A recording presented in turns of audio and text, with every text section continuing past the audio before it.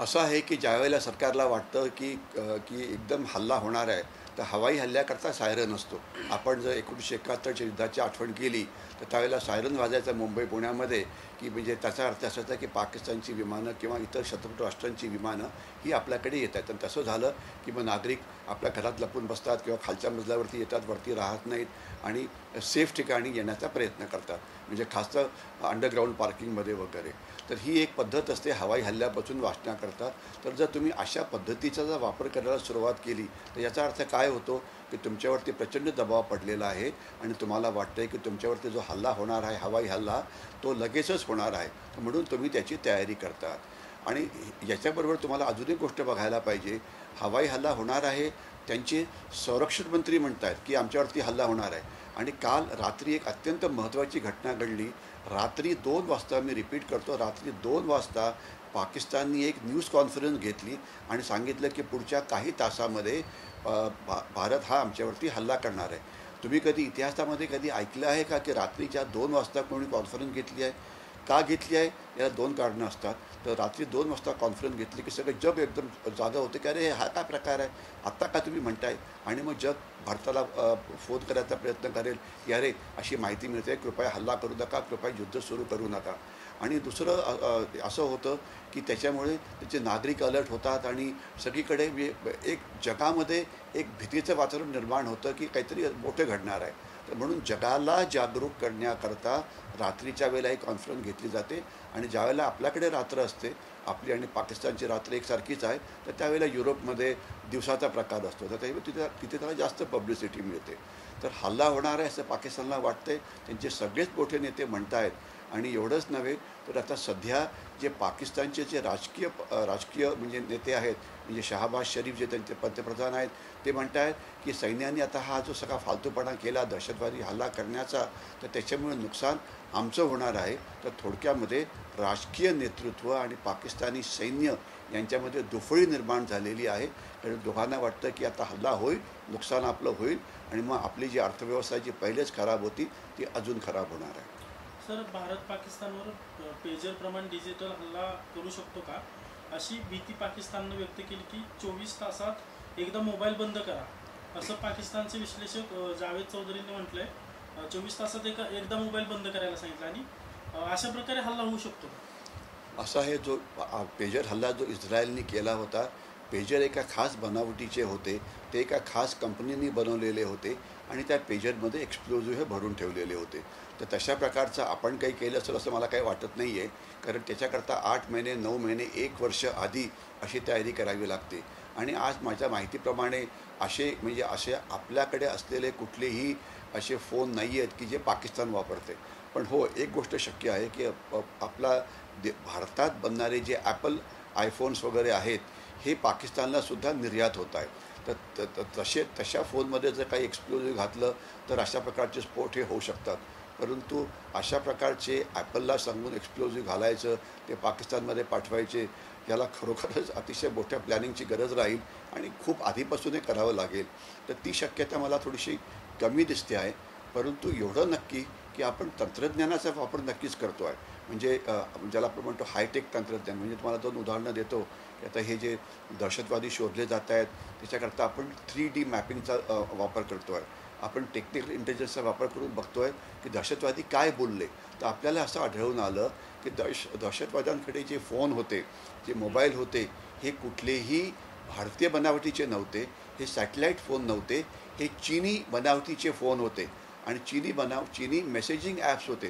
तर चीनी बनावटीचे फोन जगात कुठेही वापरले जात नाही. तर त्याच्यामुळे त्याच्यावरती काय बोलणं चालतं हे आपण ते इंटरसेप्ट करू शकत नाही. म्हणजे हे आपल्याला कळालेलं आहे की चीनी मेसेजिंग ॲप, जसं व्हॉट्सॲप आहे मेसेजिंग ॲप आहे, तर तसं ते वापरत होते. आणि आपण नॉर्मल काय वापरतो, आपण एका जागेवर दुसरीकडे जायचं असेल तर आपण गुगल मॅपचा वापर करतो. आणि मग आपल्याला रेकॉर्डसुद्धा कळू शकतं की गेल्या वर्षभरामध्ये तुम्हाला गुगल सांगतं की तुम्ही कुठे कुठे गेला होता. परंतु यांनी जे मॅप वापरलेले आहेत हे चायनीज मॅप वापरलेले आहेत, हे आपल्याला तंत्रज्ञानामुळे कळालेलं आहे. तर म्हणजे ही तंत्रज्ञानाची लढाई पाकिस्तान करते आहे, त्यांना चीन मदत करते आहे. आणि मला वाटतं इथे एकच महत्त्वाचा मेसेज आहे की चीनवरती आपण पाकिस्तानला धडा शिकवा हे सगळं भारत म्हणतो आहे. परंतु पाकिस्तानबरोबर मी अनेकदा म्हटलं, पुन्हा एकदा रिपीट करतो, चीनलासुद्धा आपल्याला धडा शिकवावा लागेल.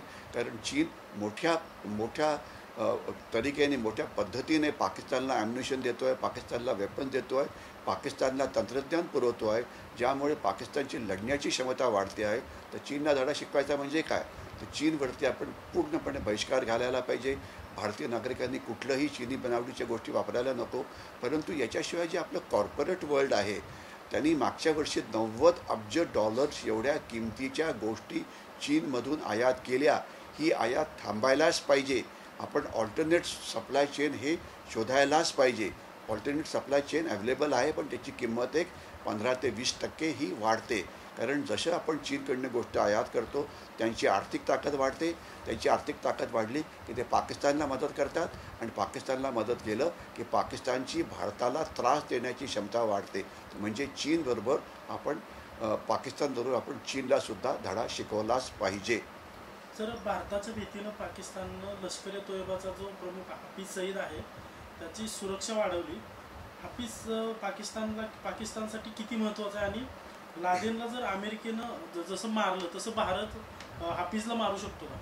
हाफिज सईद जो आहे लष्कर ए तोयबाचा मुख्य आहे, आणि अनेक वर्षापासून तो मुख्य आहे हे आपल्याला माहिती आहे. आणि 3 मोठे दहशतवादी गट आहेत जे भारताच्या विरोधात काम करतात. लष्कर ए तोयबाचा हाफिज सईद आहे, हिजबुल मुजाहिदचा सय्यद सलाउद्दीन आहे, आणि जैश ए मोहम्मदचा मौलाना मसूद अझहर आहे. हे 3 मुख्य नेते आहेत, आणि पाकिस्तान त्यांना स्ट्रॅटेजिक ॲसेट समजतो. याचा अर्थ असा की पाकिस्तान त्यांना VIP समजतो. कारण त्यांना वाटतं की यांच्या दहशतवादी कृत्यामुळे पुन्हा एकदा काश्मीरचा प्रश्न जगाच्या समोर आला, जो एकदम बाहेर गेला होता. सगळं जग कोणाशी बोलत होतं, युक्रेन युद्ध आहे, हमास इस्रायलचं युद्ध आहे, म्हणजे काश्मीरचा मुद्दा हा आपण कम्प्लिटली विसरलो होतो. पण या 26 भारतीय नागरिकांना दहशतवाद्यांनी मारल्यानंतर अचानक हा मुद्दा सगळ्या जगाच्या समोर आला आहे. तर म्हणून हाफिज सईद जो आहे हा पाकिस्तानकरता VIP आहे. आपण जर मागचा इतिहास बघितला तर अनेक दहशतवादी जे उघडपणे फिरायचे लाहोरमध्ये किंवा रावळपिंडीमध्ये, त्यांना मारण्यात आलं होतं. तर त्याच्यामध्ये आपल्याकडे कोव्हर्ट ऑपरेशन्स करून, म्हणजे आपल्या एजंटचा वापर करून हाफिज सईदला मारण्याची क्षमता आहे, आणि आपण ती वापरायला पाहिजे. तर हे जे कोव्हर्ट ऑपरेशन्स असतात, म्हणजे पाकिस्तानच्या आत जाऊन काही कारवाई करायची, ही पद्धत आपण वापरायला पाहिजे. आणि ही काही प्रमाणात आपण वापरतो आहे असं पाकिस्तानमध्ये असलेल्या रिपोर्टप्रमाणे कळतं आहे. आपण जर बघितलं असेल तर बलुचिस्तानमध्ये बॉम्बस्फोट वाढत आहेत, आणि तेथे पाकिस्तानी सैन्याच्या ज्या कॅज्युलिटीज आहेत त्या वाढत आहेत. याच्याशिवाय अफगाणिस्तान पाकिस्तान जी सीमा आहे, तिथून तेहरीक-ए-तालिबान पाकिस्तान हे पाकिस्तानवरती हल्ला करत आहे. मी मीडियाला रिक्वेस्ट करीन की पाकिस्तानच्या सोशल मीडिया जी आहे त्याला थोडंसं स्कॅन करा. पाकिस्तानची वर्तमानपत्र डॉन आणि नेशन आहे की जी इंटरनेटवरती अवेलेबल आहे, ते बघा. आणि त्याच्यामध्ये असं दिसतं आहे की पाकिस्तानी सैन्याचं नुकसान हे वझिरिस्तान किंवा खैबर पख्तूनख्वामध्ये होतं आहे, आणि बलुचिस्तानमध्ये सुद्धा होत आहे. तर ही सगळी कोव्हर्ट ऑपरेशन्स आहे. कारण जसं चाणक्यांनी 1000 वर्षापूर्वी म्हटलं होतं, शत्रूचे शत्रू हे आपले मित्र असतात, तर त्याप्रमाणे बलुची हे आपले मित्र आहेत. खैबर पख्तूनख्वाच्या वरती लढाई करणारे जे तेहरीक-ए-तालिबान आहे हे आपले मित्र आहे. आणि त्यांचा आपण हा वापर त्यांची जी कोव्हर्ट ताकद आहे त्यांचा वापर आपण करायलाच पाहिजे. आणि पुष्कळशा प्रमाणामध्ये हा होतो आहे असं पाकिस्तानच्या वर्तमानपत्र कळतं आहे. मग की मला तर तिथली काही खास बातमी नाही आहे. आपण जे वेगवेगळे पावलं गेले 10 दिवसापासून पाकिस्तानच्या विरोधात वापरतो आहे, याच्यामुळे पाकिस्तानवरती आर्थिक दबाव वाढतो आहे. उदाहरणार्थ, पाकिस्तानची विमानं, फायटर एअरक्राफ्ट गिरट्या मारत आहेत, तर त्याच्यामुळे त्यांचा खर्च प्रचंड वाढतो. त्यांची रडार्स ऑन झालेली आहे, त्याच्यामुळे खर्च वाढतो. पाकिस्तानच्या बोटी अरबी समुद्रामध्ये गस्त घालत आहेत, त्याच्यामुळे खर्च वाढतो. त्यांचे रणगाडे आता समोरासमोर आलेले आहेत आणि हालचाल करत आहेत, त्याच्यामुळे खर्च वाढतो.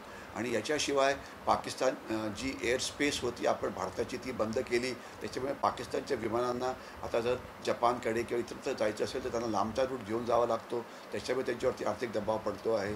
जेव्हापासून ही गडबड सुरू झाली तेव्हापासून जी विमानं पाकिस्तानमध्ये यायची, म्हणजे आंतरराष्ट्रीय विमानं जी स्टॉपआउट करता पाकिस्तानच्या कराची एअरपोर्टवरती यायची, ती आता येणं पूर्ण बंद झालेलं आहे. म्हणजे पाकिस्तानच्या एअरस्पेसमध्ये बाकीच्या देशांचीसुद्धा विमानं येत नाही आहेत. आणि याच्याशिवाय जी व्यापारी जहाजं जी पाकिस्तानकडे यायची गल्फ ऑफ ओमेनमधून वगैरे, तीसुद्धा येत नाही आहे.